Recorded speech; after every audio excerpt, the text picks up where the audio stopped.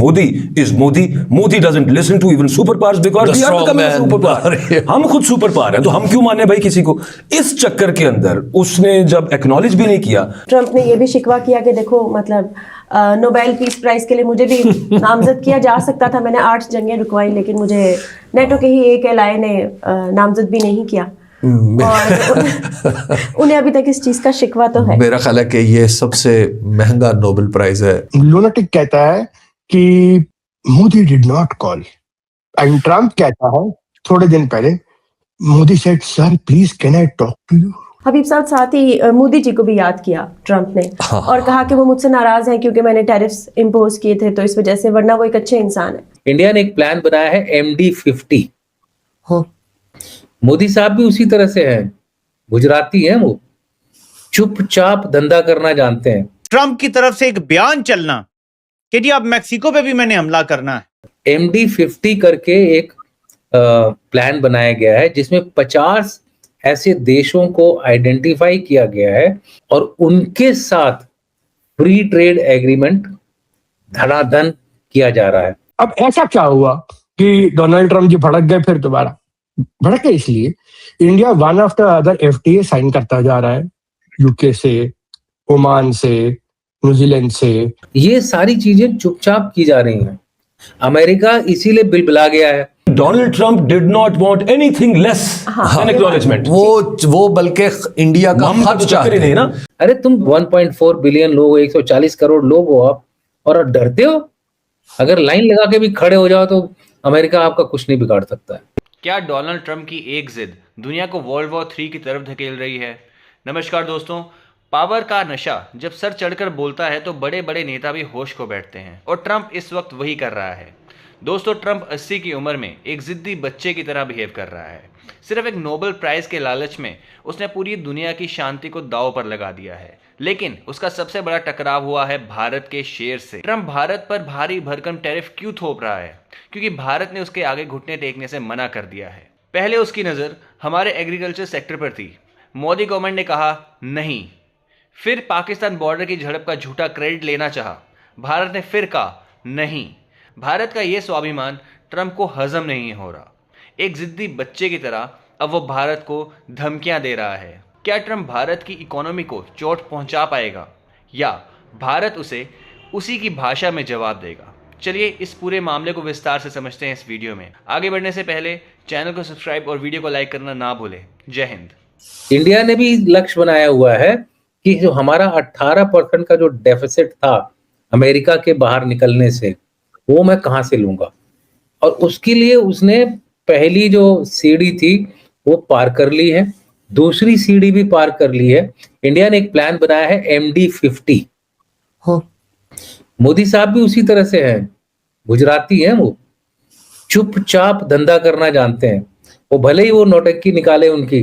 MD50 करके एक plan बनाया गया है जिसमें 50 ऐसे देशों को आइडेंटिफाई किया गया है जो नॉन अलाइंड है किसी भी साइड से, और उनके साथ फ्री ट्रेड एग्रीमेंट धड़ाधन किया जा रहा है।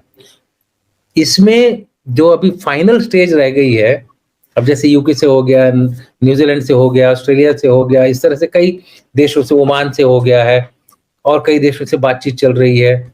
यूएई वगैरह में तो उनका हमारा UPI वैसे ही चलता है, ऐसा लगता है कि अब इंडिया में ही हो। अब आखिरी इसमें स्टेज है जो सबसे बड़ा मार्केट है US के बाद, वो है EU को आप खाली एक देश की तरह मत देखो। EU को अगर कंबाइन करके देखोगे, बोलते हैं कुछ 800 बिलियन का कुछ टारगेट है, एग्जैक्ट मुझे पता नहीं है। 27 जनवरी को इनको मीटिंग हो रही है। रिपब्लिक डे में EU के लीडर्स को बुलाया जा रहा है रिपब्लिक डे परेड देखने के लिए। ये सारी चीजें चुपचाप की जा रही हैं। अमेरिका इसीलिए बिलबिला गया है, इसीलिए ट्रंप अब ये और इस तरह की स्टेटमेंट दे रहा है, sir may I meet you, sir may I come and meet you, इस तरह की कहानियां बोल रहा है जो कि हुई ही नहीं है। आप न्यूज़पेपर्स में भी पढ़ेंगी तो आप देखेंगे कि ऐसा कुछ नहीं हुआ है। वो मनगढ़ंत कहानियां बना रहा है। मैं किसी को डिफेंड नहीं कर रहा हूँ, मैं सिर्फ ये बता रहा हूँ ये एक डेस्परेट लीडर का इंडिया के खिलाफ अप्रोच इसलिए है क्योंकि एक ही देश खड़ा है बिना किसी क्या बोलते हैं हिले डुले, और वो है भारत। उसने अभी तक उसकी कोई भी शर्त नहीं मानी, एक भी शर्त नहीं मानी। उसने बोला भाई इन 3 चीजों में हम पीछे नहीं हटेंगे, तुम्हें जो करना कर लो।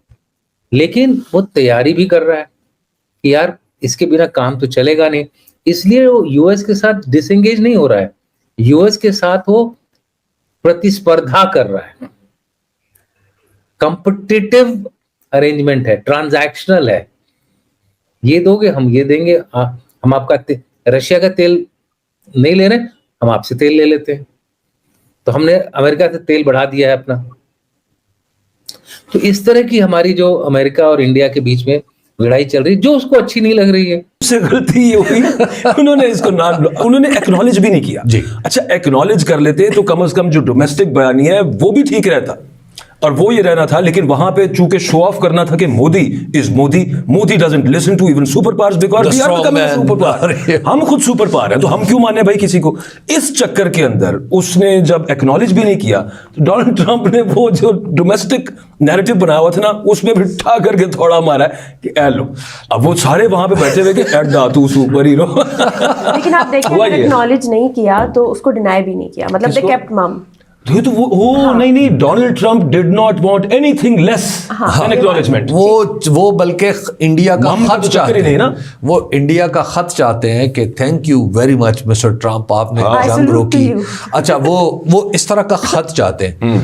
अच्छा, on the other hand India का प्रॉब्लम ये है कि अगर वो एक दफा ये मान जाए कि किसी तीसरे मुल्क ने पाकिस्तान और इंडिया के दरमियान इंटरवीन किया था या कोई सालसी की थी, तो साथ ही उसको कश्मीर पे भी डोनाल्ड ट्रंप की ऑफर माननी पड़ेगी। क्योंकि डोनाल्ड ट्रंप साहब, आपको याद है इमरान खान जब उनसे मिलने गए थे तो उस वक्त उन्होंने वाजे कह दिया था मैं तो कश्मीर पे सालसी के लिए, और इंडिया ने कहा था कि हम इसको बायपार्टीजन समझते हैं जी, इसमें तीसरा कोई। अच्छा, अब अगर पाकिस्तान और इंडिया के दरमियान, और फिर इंडिया की एक स्टेटेड पॉलिसी भी है कि हम नहीं चाहते कि हमारे किसी भी 2 मुल्कों के मामले में बीच में कोई आए। इसके लिए तो उनकी एक हिस्ट्री है ना, नॉन अलाइन मूवमेंट की, पंडित नेहरू जी की, कि उनकी एक बनाई हुई खारजा पॉलिसी है, वो एक पूरे का पूरा फ्रेमवर्क है। अगर आज आप उसको तोड़ते हैं तो कल तो आप 10 चीजें आपके साथ आपके सामने आ जाएगी। हुआ था उसमें भी तो यही डिसाइड हुआ था कि 2 states they will resolve their conflicts bilaterally। जी, तो वो चीज अभी तक इंडिया उसको ही इंडोर्स। लेकिन अगर आप एक दफा मान जाते हैं कि इंटरवेंशन हुई थी, तो फिर शिमला अकॉर्ड पे तो आप कहेंगे शिमला अकॉर्ड पीछे करें जनाब, आप आ जाएं, तीसरा फ्रीक आ जाए।